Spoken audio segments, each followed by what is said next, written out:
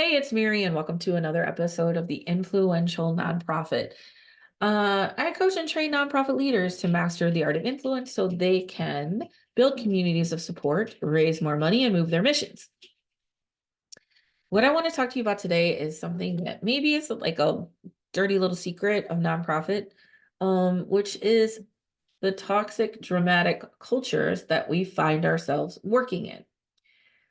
I honestly don't have stats. If somebody does, you can email me and let me know. I really don't have stats to say, hey, this is a bigger problem in nonprofit spaces than it is in for-profit. But I've been around about 30 years in this industry and I've seen a thing or two. And I can say that there are certain things, qualities, circumstances around nonprofits that I think lend to a lot more drama and conflict than maybe in other places. And I would, if this resonates with you, grab it. If not, that's okay too. But the first one is really the nature of the work. We're dealing with people who may be going through difficult times, who are maybe in some very difficult circumstances. We're dealing with people or animals or spaces or things who are in trauma. I mean, we're there to help people and help communities who are not in a great space. And that itself can be very difficult. It may be different than, producing cars or food. And so let's say that for sure. The second thing I see is those of us who are called to the nonprofit space are doing it because we really want to help people. And in our heart is the best of intentions of wanting to help people and wanting to fix and solve for others. And then what happens is then that becomes almost habitual where we're feeling compelled to fix and help others, whether or not they want it or not. You know, we where there's a difference between helping, somebody's working really hard and I'm going to help them, or enabling, which means I'm going to do it for you because I don't think you can do it well. And I'm just saying, maybe if this resonates, we tend to drift toward enabling, but it's our nature and it all comes from a place of love, but it also can be incredibly draining, incredibly draining. The third thing is sort of just the board structure of a nonprofit, because you get this whole other layer of leadership to navigate, which is this whole other thing. And I think the fourth thing for me is just the dependence on the generosity of others, which can really make us feel um a little uncertain or unsafe, which can permeate the culture. And I think the last thing, what maybe the most obvious, is the nature of nonprofits to feel like they can't invest in their own people. And so we're underpaid and overworked, and that can cause resentment, which can cause drama. So with those five things, that's a lot, that, yeah. So we are tended towards having drama. So how do we want to get out of this conflict-ridden, overly dramatic workplaces? Um, well, it's called influential leadership. Influential leadership is based on the understanding of how my thoughts and feelings contribute to my everyday decision making. How my thoughts and feelings contribute to my everyday decision making. And here's the secret, that the thoughts and feelings that you have are rooted in your childhood, formative years, 0 to 7. So actually, we are adults, but we're walking around in our brains, right? And our thoughts and beliefs that we developed as children. And until we consciously unpack this and understand it, it will drive us. And it will cause us to sometimes sabotage our own best interest, to turn away from things that could actually benefit us, and to create conflict and not even know why. Like, why is this bothering me? You may not even question, it just does. And, my way is right. And because it is rooted in these beliefs. So the challenge of influential leadership is to understand how thoughts and feelings contribute to everyday decision making. That is the core of it. And it is really the core of what I do. And why I saw that this was important is exactly the first 5 reasons I shared with you. It's, my career's been in marketing, and you're not going to be able to market if you're in internal turmoil. You can't invite people over when the house is on fire. So your ability, your ability to communicate effectively externally is rooted in your ability to communicate effectively internally. And your ability to communicate internally is rooted in influential leadership, meaning how our thoughts and feelings contribute to our everyday decision making. So and instead of saying, oh, if we had this brochure, we'd feel better, and then we could market, or to say, hey, let's feel better and be more conscious and be rooted in our value. And then from there, let's go create a brochure. What I have learned, my friend, is that everything is an inside out game. It's not outside in. We've been told something that's not true. It's an inside out game. When you practice influential leadership, here's what happens. You sustain your workforce, less turnover, more dedication, more productivity.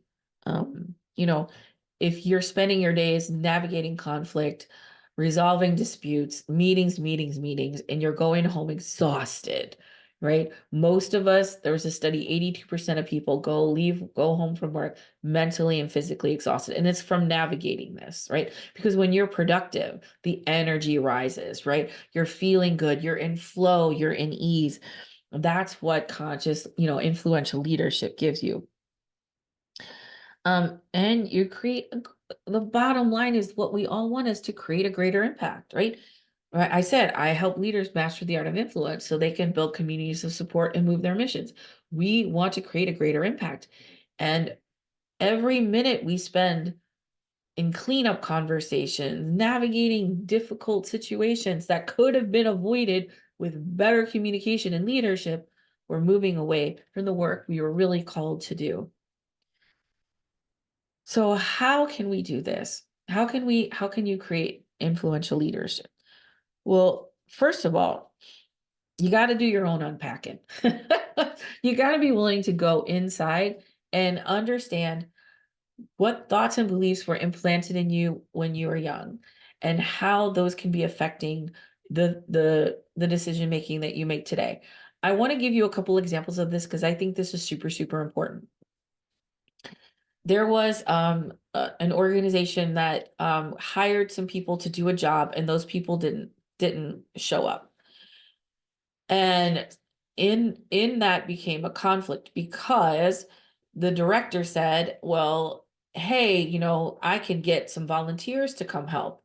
And the other director said, well, I don't want to do that because then we're going to have to feed them and take care of them. And she said, don't worry, I'll do that. She's like, and then there became this huge conflict over the people who were supposed to show up and do the work didn't show up. Now they're in a time crunch, they're in a lurch. And you would think the person who hired the people who didn't show up would say, yes, absolutely, bring those volunteers on. Because they were in a bind, and she had people willing to help. But the guy said, no, I don't want that. Like, wait, why wouldn't you want that? And now I don't know this guy, but I can imagine that he felt defensive because he felt maybe a little incompetent, that the people he hired didn't show up, and that was triggering some feelings. Or maybe it was the need to ask for help, to ask for the vulnerability of asking for help, of needing, quote unquote, people. The thing we don't want to feel the most is guilt and shame. Guilt is the feeling bad about what we do, and shame is feeling bad about who we are. And most things that upset us are actually triggering deeply rooted feelings of guilt and shame. So when you find yourself in a conflict or navigating somebody else's conflict, first you have to really pay attention to really what's happening in your body, right? Like, what's going on? What am I feeling? And then seeing other people. And I'm not saying make them childlike, but understand that they may not even understand. You want people to make rational choices. We are not rational people. Just set that aside.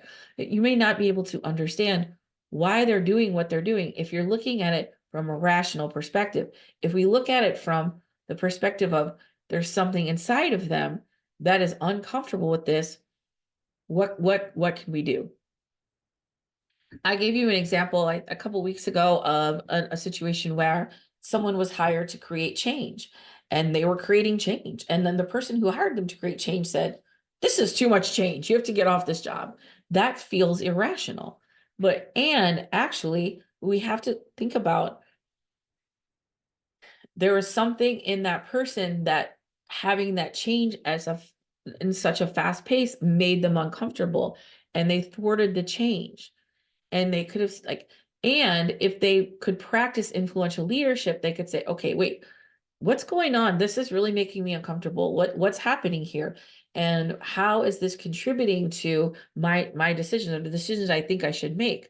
But if I can step back and look at that neutrally, I can say, oh, wait, this is just something, and I can resolve that internally and then come back to neutrality and make a whole different decision. Like, okay, yeah, this is uncomfortable for me. And also I'm going to work on that and then keep this project moving forward. All right. So the first thing is that self-awareness, right? Unpacking your work. And I want to tell you that that's the role that I play for the people that I coach and train. And you can do the work yourself. And also it really does help to have somebody leading you through this process, of which I have one. So I'll talk more about that in a minute, but I'm just saying, like, having a coach or guide is a really great thing, whether it's me or not. And that can really help you. Okay. Also, the ability to see, the second thing I want to say is how we do this is that we create multiple perspectives. So I can see other people. I don't need them to see it my way. I can understand why they see it their way. And I have the ability to hold multiple perspectives, right? That is a great benefit.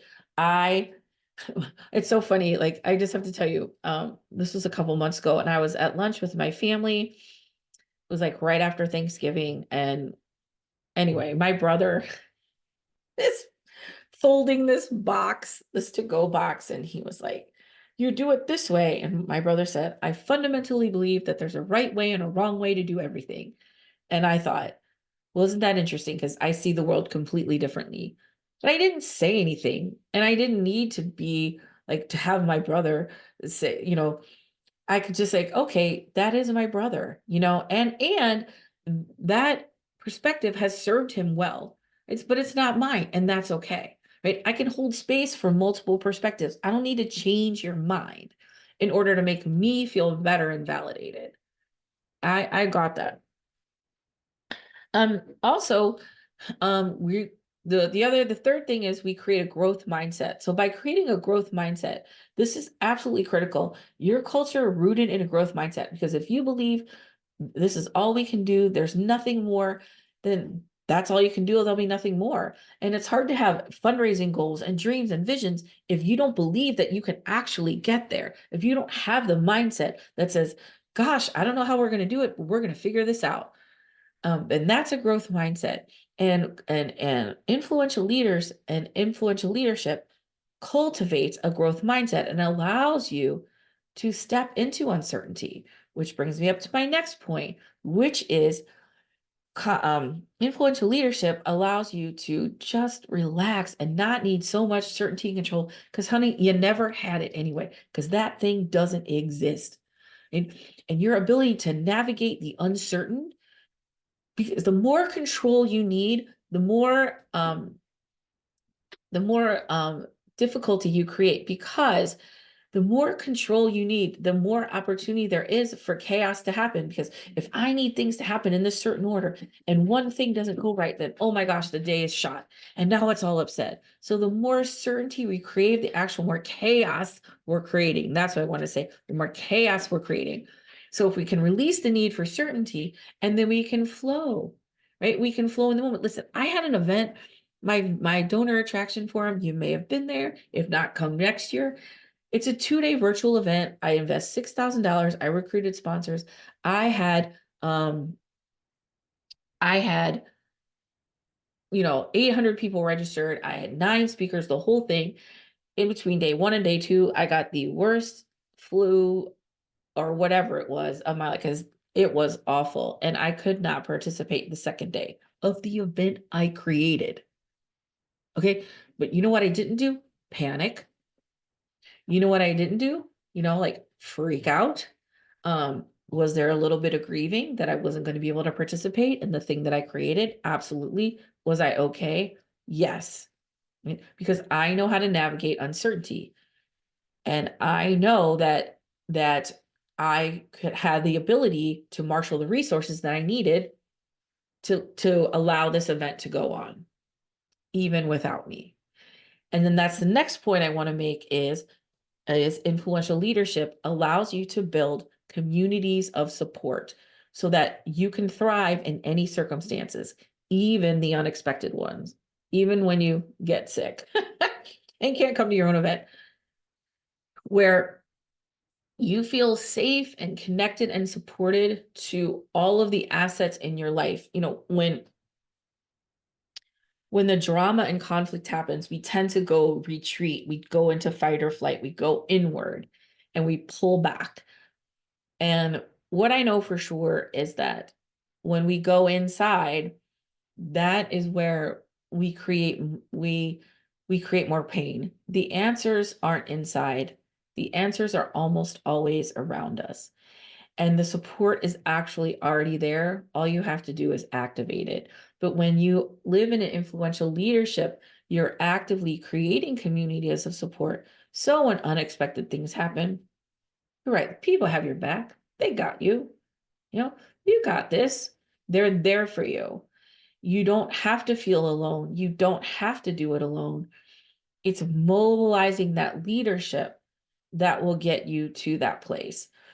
And of course, sometimes it's going to feel alone. You're going to feel lonely, but though you don't live there. You just sort of visit there. Last thing I want to say about this is good leaders create more good leaders. And influential leaders, their job is to create more good leaders. And so it's that. And so not only are you creating a more influential and conscious leadership for yourself, but you're being first a model, because that alone can help. The shift in energy is just the shift in energy that you will create with that calm, grounded confidence will be more than you could have ever imagined. And then like helping others understand how their thoughts and feelings contribute to their everyday decision making so they can resolve things internally in within themselves before it becomes a dispute with others, or they can navigate conflict more effectively. Conflict is okay to have. There's a balance to peace and conflict. If we put conflict on a pedestal, or a peace on a pedestal and avoid conflict, what's going to happen? That peace is going to fall down and we create more conflict. Just like certainty, the more certainty we need, the more chaos we're creating, the more dependent on peace, the actual more conflict we're creating. So we can allow for just a little bit of conflict, and that's okay. People are going to have disputes. And when we can see it from that place of neutrality of this is just a dispute, it can resolve much more quickly. And also, it's about learning the skills of how to give and receive feedback in a way that allows the other person to receive it and allows for a productive conversation.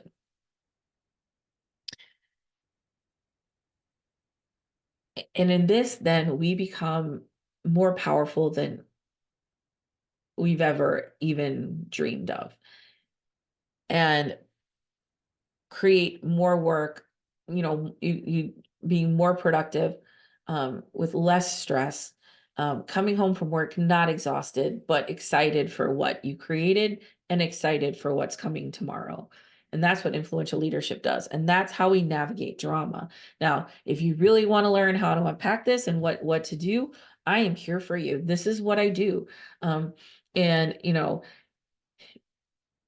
if that's something you would like to explore with me, if this is something you think you're ready to do, book a time with me. There's a link in the chat. It's a quickie intro call. I'll assess your situation. And if I can help you, we can talk about it. And if you're not right for me, I promise I will send you on a path with someone else.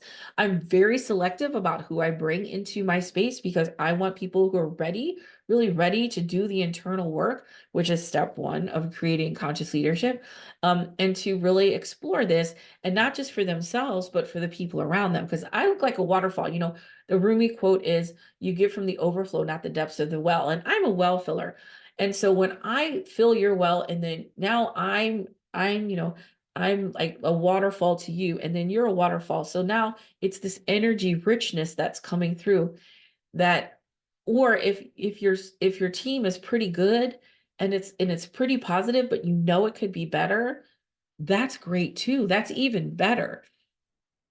We all know we can go to the next level. And again, this is an inside out job. That's the secret. This is an inside out job. No one is going to go, if you're an executive director or CEO, no one is going to go higher than you. People are only going to go as high as you are willing to heal. And so if you're tired of the drama, enough of this, I'm done with this, um, you want your power back, then book a call with me. I want to say just one thing that I didn't mention earlier is, it's okay to have significance over solving other people's stuff. That's normal. Like, there's a part of you that's like, I kind of like being there for everybody. And that's okay.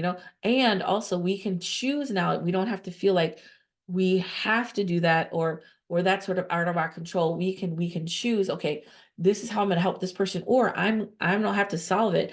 I'm going to give you the tools so that you can allow other people to solve their own stuff without you even being involved. Wouldn't that be amazing? Yeah. And what else can come in its place? More now, you don't have to spend your day doing cleanup conversation stuff. You more donors, more, more excitement, more joy, more energy, more inviting people in to this community that you've created. Anyway, if you want to talk to me about it, grab that link, book a call with me, we'll explore it together. And that's it for me on this episode of the Influential Nonprofit. No more drama, guys. We don't need it.